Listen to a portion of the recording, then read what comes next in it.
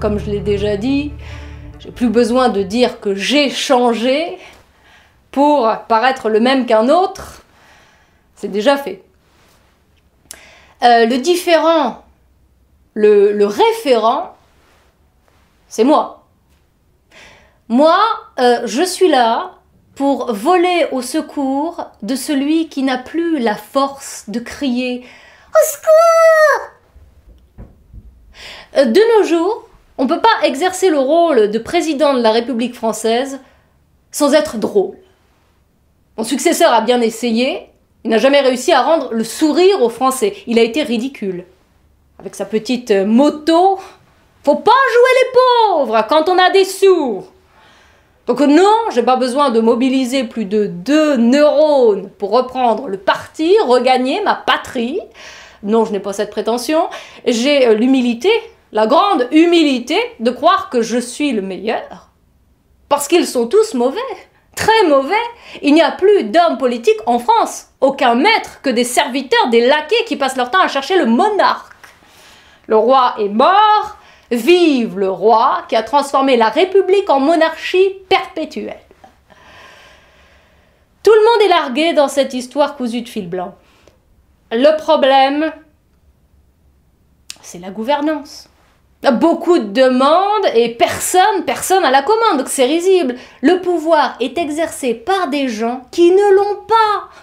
Nous obéissons à un ordre qui n'est pas le nôtre. Et nous faisons comme si c'était le cas. C'est ce qu'on appelle réformer, faire des réformes de pure forme, parce que le fond est sans fond et le monde est de moins en moins profond. La différence entre la droite et la gauche, alors ça dépend. Si vous les regardez de face ou de dos. La droite se sert pour mieux vous servir, la gauche vous sert pour mieux se servir. On voit aujourd'hui jusqu'à quel point cela revient au même. La fausseté de la gauche et la lâcheté de la droite. Les deux excellent dans cette duperie mutuelle. Et on ne peut pas vivre avec le mensonge. Et pourtant, c'est ce qui nous font vivre.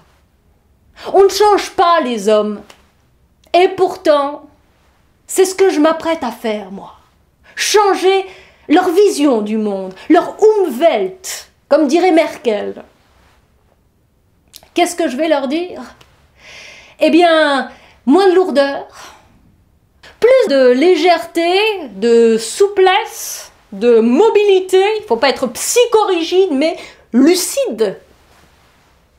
Vous voulez qu'on en parle? Eh bien, parlons-en. Oui, moi je suis inquiet, je suis très inquiet pour l'otage français. Ils vont l'exécuter, c'est comme si c'était fait. Et nous y sommes pour quelque chose. Donc oui, je dis que nous avons une grosse part de responsabilité. Il faut être débile en matière de stratégie pour déclarer la guerre à des éléments incontrôlés et incontrôlables qui sont partout et nulle part. C'est d'une inconséquence légendaire. Il aurait fallu les combattre, mais sans les prévenir, sans les avertir. C'est téléphoner, parce que eux savent où nous sommes et qui nous sommes, mais nous n'en savons rien. Ils sont où? Ils sont où? Nos ennemis sont un peu partout, manipulés par une bande de hors-la-loi, des voyous qui cherchent avant tout la bagarre. Et la France, elle leur a offert sur un plateau. Donc à moins d'être de mauvaise foi, nous savons qu'ils n'ont rien de musulman. Vulgaires mercenaires qui vont nous faire payer très cher notre intrusion dans leurs affaires. Sortez Dieu par la porte et ils le feront entrer par la fenêtre. Donc frontalement, nous n'avons aucune chance de l'emporter sur eux. Il faut passer par derrière.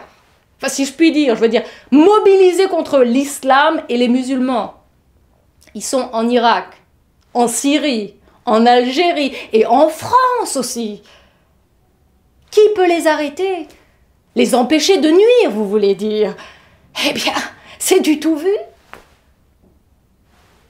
Moi, je peux.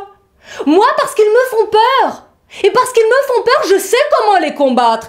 Vous verrez, pour moi, c'est tout vu. Réélisez-moi. Parce que vous n'avez pas le choix. Moi, je l'ai.